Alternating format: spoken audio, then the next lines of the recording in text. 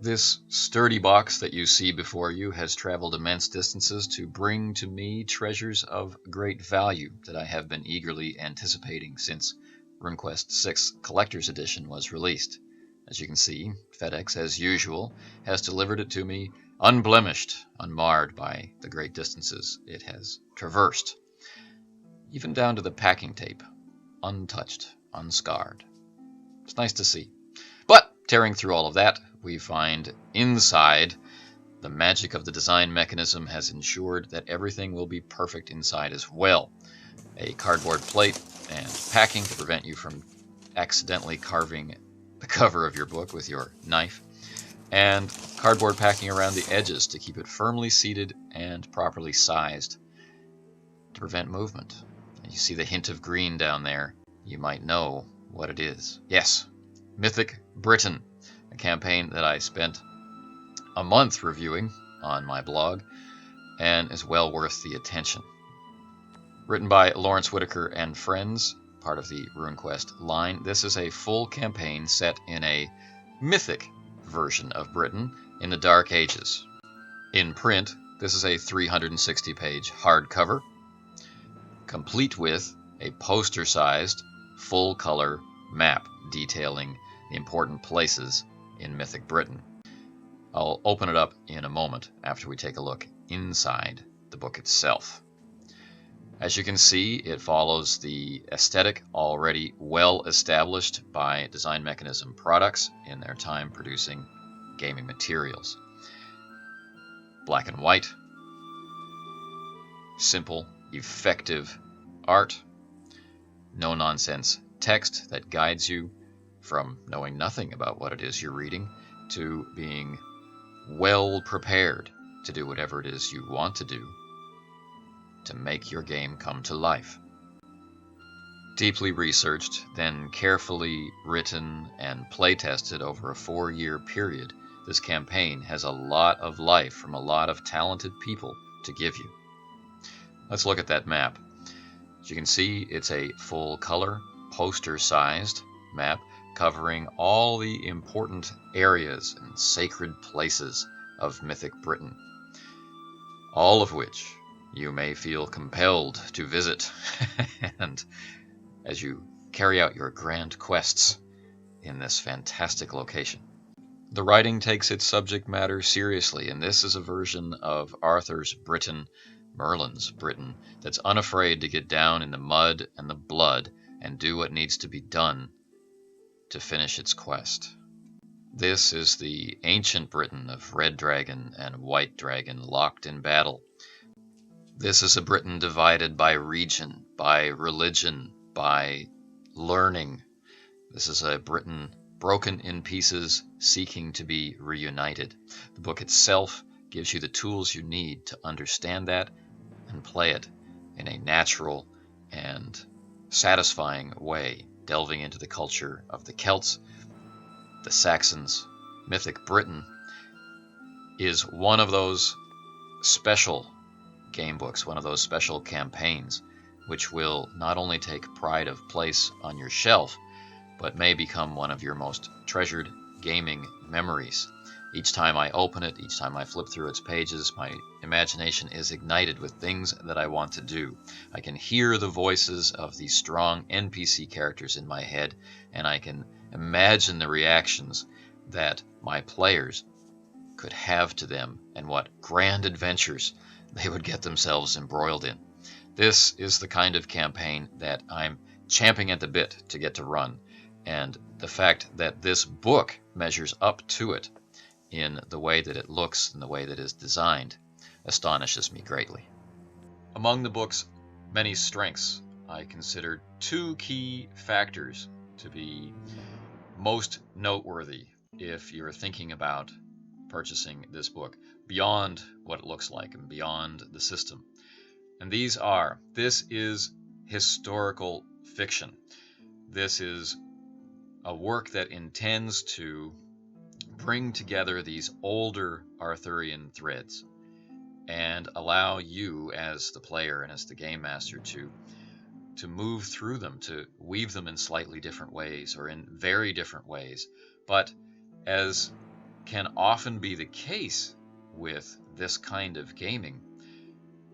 Our own knowledge, our own preconceptions, our own culture can get in the way of getting in the heads of the characters we are portraying.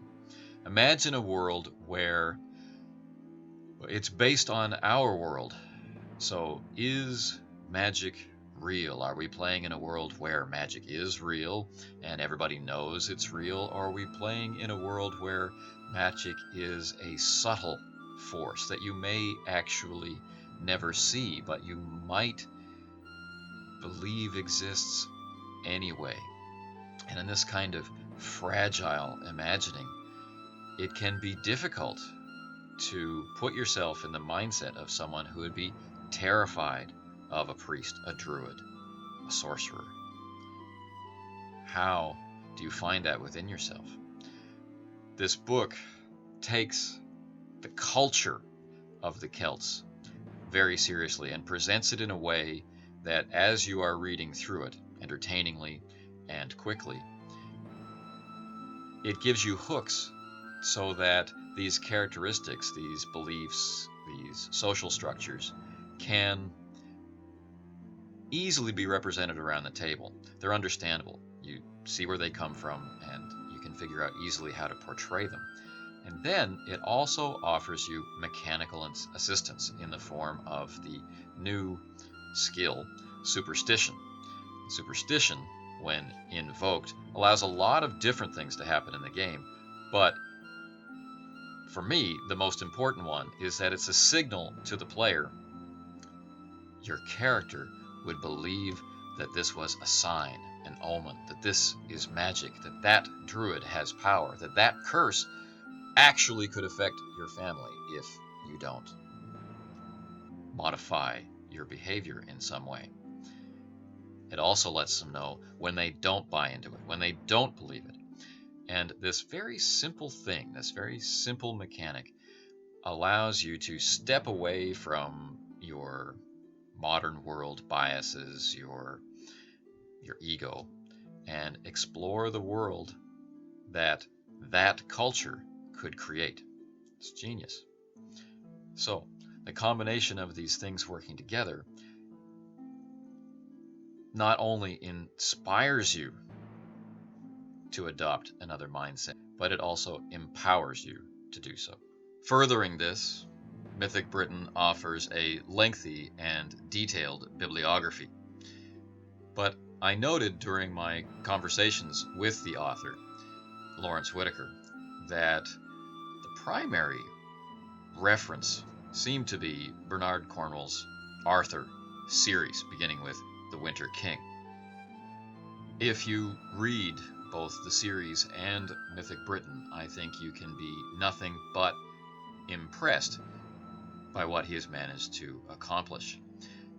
Here is a campaign that not only allows you to put yourself into the Arthurian tapestry as a protagonist, as someone getting things done, but it also gives you the information, it gives you the fabric to, with your group, create the world that authors like Cornwell bring to life in series like this. Imagine the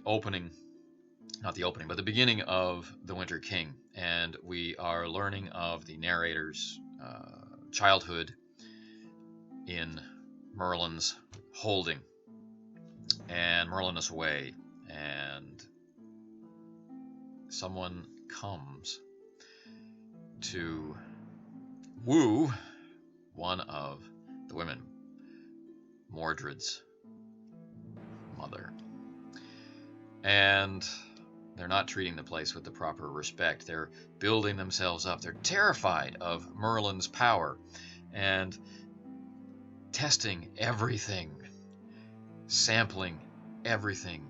Is some part of this room, is the air itself going to strike us down for daring to try and peer behind a curtain to see Merlin's inner chambers? And of course, Nimue comes out and puts on a fearsome and horrific act, which to modern eyes would be some woman hopping out of a room, hissing and snarling while covered in dirt and wearing an unusual mask. But to Celtic eyes, it will be completely different. Cornwell brings this scene to life in a way that we can get into the character's fear reaction. We can understand it, and we can see its ramifications, both in their lives and in her life. Mythic Britain's campaign, RuneQuest's power, and the tweaks to it made for Mythic Britain, they allow you to do the same thing. They allow you, as a group, to put aside the modern world and take on the mantle of Celts in Dark Ages Britain, a mythic Britain. And I think that is a valuable gift to us all.